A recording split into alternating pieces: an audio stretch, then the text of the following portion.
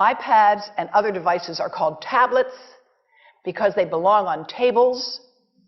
They are tested 20 centimeters away from that big guy that I showed you before. 20 centimeters away. They are not approved to be held in the laps of little children, although millions of kids are having them now in schools because the people involved in educational technology and those involved in public health research are not talking to one another. Because if they were, they would understand that you're giving children a two-way microwave radiating device, and if you must give them such a device for learning purposes, put it on airplane mode so that it's not sending and receiving signals as it does otherwise.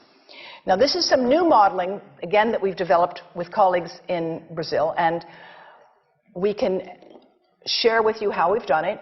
We first start out with the MRI and create the model with 1 millimeter voxels, and this is quite a bit of work goes into creating this, and here is what it looks like after a period of 6 minutes.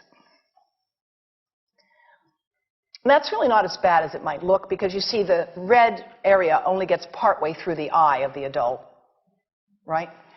The one that we're really concerned about is this one with the young child. And this is a 3-year-old brain that we modeled. And you see that by the end of that 6-minute call, the peak radiation, yellow and red, is getting all the way into almost both eyes. And again, this is one call, and it's not going to kill anybody. It may not cause any biological effect whatsoever for 1 call or 2 calls or 3 calls.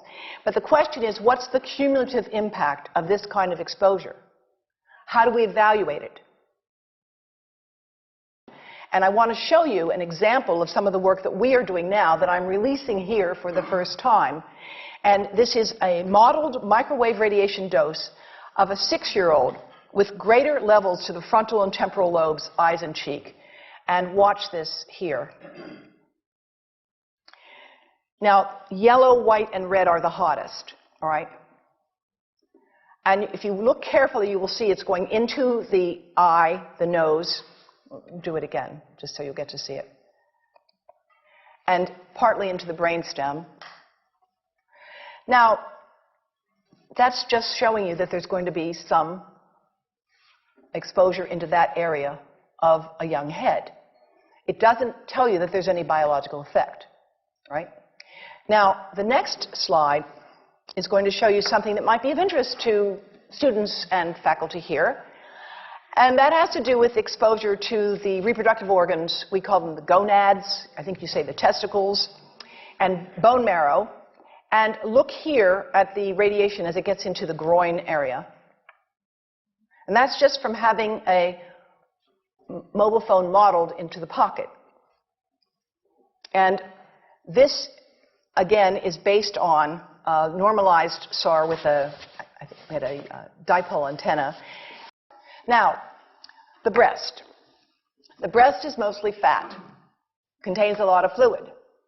Things that contain fat and fluid cook faster in the microwave oven. Now, a cell phone can't cook anything, all right? Mobile phones do not pop popcorn. That was a fraud. They don't make any heat that we know of, otherwise they wouldn't be permitted. But they do go through things that contain fat and fluid.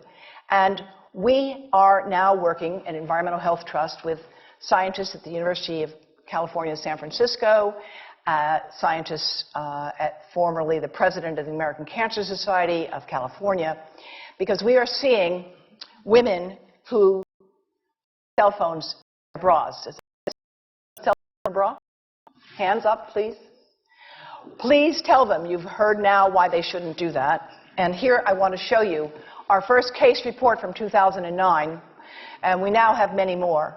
This was a Chinese-American woman who used her cell phone 4 hours a day in her bra for 10 years while she was driving. Now, and you drive with a phone on your body. The phone is smart. It's going to go from one tower to another, and it's going to say, here I am, where are you, here I am. And it's going to be going to max power each time it moves from one cell tower to another. And there it was right next to her chest. And the tumors that developed right under the antenna of the phone. unusual tumors. But in the meantime, people have a right to know how you can minimize exposure. And again, I think this information is available on our website, will be available on yours. Remember, if you have to give a phone to a child, put it on airplane mode. And think about this. That microwave oven, it works because there's a metal box around the microwave signal, and the signal pings all over the place. Next time you get into an elevator or a train for any length of time, put your phone on airplane mode. Otherwise, that signal is going all over the place, magnifying and coming back. Keep the mobile phone away from you when it's on and you are asleep. Now, it takes a village to do a lot of things. These are some of the people whose materials I've used today with their permission, and I can't read this list to you, but I want you to know that I feel really honored to be working with some of the most talented people in the world on this issue. And they have given me permission to share these materials with you. And I leave you with this thought from Albert Einstein. The world is not dangerous because of those who do harm, but because of those who look at it without doing anything. So, thank you.